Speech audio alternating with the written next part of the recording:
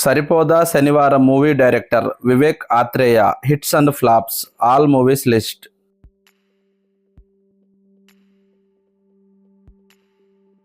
1. Mental Madhilo 2017లో release అయింది, average.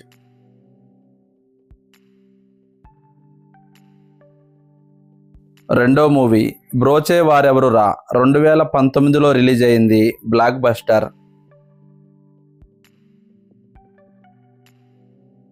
3.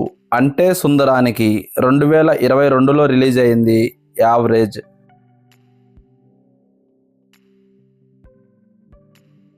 4వ మూవీ సరిపోదా శనివారం. ఈ మూవీ ఈ రోజే రిలీజ్ అయింది, హిట్ టాక్తో రన్ అవుతుంది.